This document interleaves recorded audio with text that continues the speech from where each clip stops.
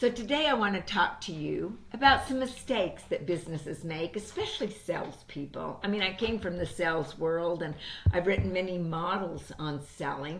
Yet the one thing I do know is we've got to love what we do. What are you doing for a living? It doesn't matter if you're in sales or what you're doing, yet selling, it's almost like you've got to be obsessed with helping people. Not 12-hour obsessed, right? We got to be obsessed at the highest level. And so what are some of the things that we do, right? Well, one is not being obsessed, for heaven's sakes. I don't care how many books you read. I happen to love The Ultimate Sales Machine, right? It's a great selling book. And yet I find a lot of people read and they don't do what they read about.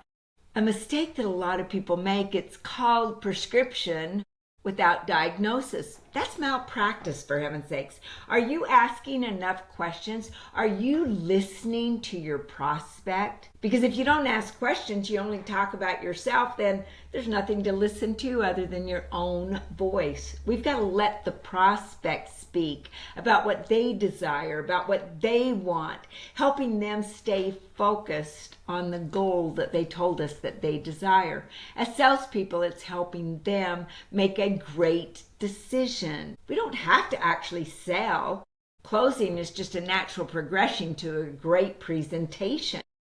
You have to know, though, what it takes to help the prospect make a decision. And that comes through having empathy, not sympathy. See, my dad taught me a long time ago that sympathy is like when you see somebody in quicksand, you jump in the quicksand with them. Oh, poor, woe is you, let's become victims together. Whereas empathy, well, now that's about understanding where someone's at. If they're in quicksand, you go get a rope and help pull them out, for heaven's sakes. We've got to see the prospect as somebody that we love and desire to help them get what it is that they desire. Not somebody as this obstacle that it's an adversary that we've got to push against, for heaven's sakes, right? We want to see them as somebody that we want to have a relationship with for life. We want to become friends. Our goal is to create that trust. As Patrick Lencioni said, if they don't trust you, then you can't build up to getting results. Other people, like Tommy Hopkins said, they got to trust you before they'll buy from you. And as salespeople, we can allow our own agenda to get in the way. It's not about our agenda. It's not about what we do. It's about what they desire. We've got to keep the focus on them. Now, when we meet with people, it's always good to absolutely remember what they say. And I have to take notes. Yet, I got to tell you, I always ask, may I take some notes? Because I don't want people to be uncomfortable. I want them to know that they matter to me and what they say matters to me. The biggest mistake, though, that I find with salespeople is they lead generate and they don't do lead follow-up. See, I always learned from John Maxwell about the rule of 5. There were 5 things that if I did every single day as a salesperson, being in real estate, that I made it. And it wasn't about selling real estate. It was about following a schedule, and my schedule had to have those 5 things in it. See, every day I would lead generate. Every day I would follow up with those leads. Lead follow-up is what it's called. Number 3, I would go on appointments. I'd say, well, Diana, what if you don't have an appointment? And I'd say, well, then make one, for heaven's sakes. Maybe it's with a past client. Maybe meeting somebody for coffee somewhere. Maybe just going into Starbucks and sitting down and talking to somebody, making it an appointment. And the 4th thing is I've learned to negotiate contracts. Well, I didn't have a contract every day until I was selling after a while, selling 350 homes a year. That's about one every day. I was negotiating something, yet at first I would just say, hey, can I pull a contract and play like and role play with somebody else that I'm negotiating? And the 5th thing I did is I practiced scripts and dialogues. Now, it was the structure of those scripts and dialogues that actually helped me. That's why I built a model as to how to help people make a decision, not coerce them into buying. This isn't about strong-arming somebody into doing something that's not good for them. You've got to literally care about the people. Because after all, I wanted the people to come back I wanted to be their realtor for life, for heaven's sakes. Now, I know I went on to Keller Williams Realty International, starting their coaching and training division, which was so much fun, and I loved everybody there. Yet, we've got to treat that current prospect as though they're a friend and that they're going to do business with us forever. Got to stay in touch with them once they do business with you.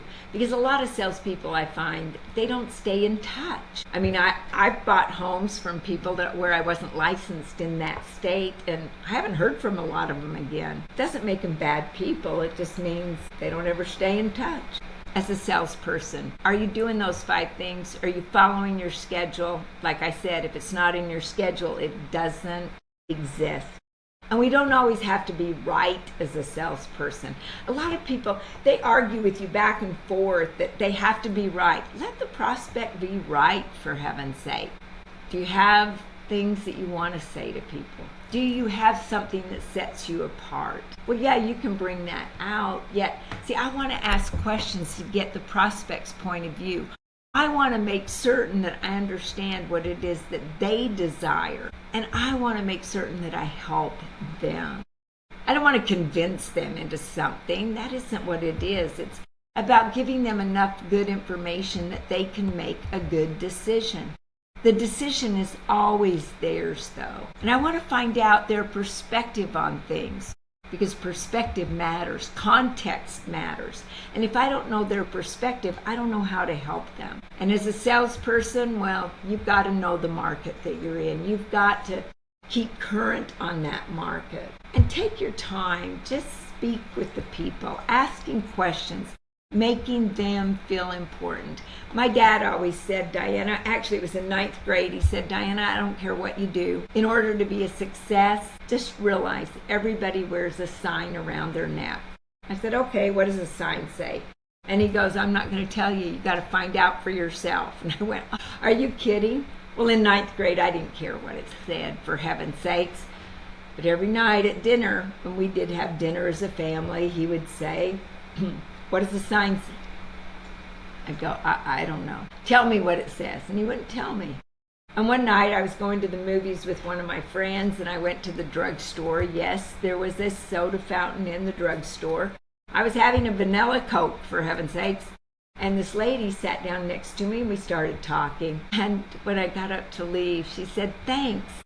Thanks for taking your time and making me feel important. Oh my word, now I understood what that sign said. It said, make me feel important. So when I got home that night, I couldn't wait to tell my dad, I figured out what the sign said. Does it say, make me feel important? And he said, yes, it does. And he said, Dianna, some people have this little teeny bitty sign, make me feel important, and others have a billboard with lights flashing on and off, right? You got to figure out how much they need. And you don't make things up about people. You look for things that are great about them and compliment on those. Make certain that the people feel important, because it's about the person, not about the sale. It is never about the money. It's about helping people achieve what they desire. So humble yourself. You don't have to be the star. You don't have to be the big player. They're the big player. Because it's about them. And make certain that we keep that humility. And for heaven's sakes, don't take things personal. If the sale isn't made, learn from it. Learn from what you can do better. And if what you're selling isn't good for them, stop. Tell them so. Ask them for a referral. Because, see, I don't want to take on your responsibility, yet I do want to help you make a great decision.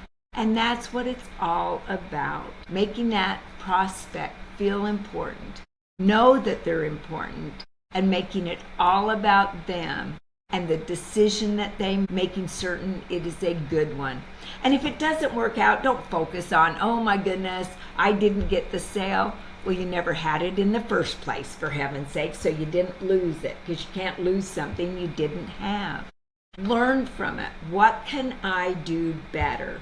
Because when we work to make even a 1% change in becoming more, oh my goodness, it helps so much. That's one of the reasons I wrote the book, Becoming More. You can't get to better until you get to different. Because after all, it's every single day we learn. Every single day, we're either becoming more or we're sliding backwards because the world is going forward. It's like standing on a treadmill expecting to go somewhere. You only go backwards and eventually you fall off, right? And as a salesperson, when you're a great one, you do have that spirit of competition, the one that you want to just thrive on. There's something about helping people. Now, if it's about, I want to be number one for me, that's terrible. Make it about the person. Keep saying that over and over and over again. Because whatever you're selling, it's to help them, right? I trust all of these things will help you. And remember, your business grows to the extent that you do. So keep watching Becoming More. And that's how you'll become more. Just subscribe, hit the subscription button below, and make certain, or opt in on DiannaK.com. And you'll get all of our information that will help you become more successful.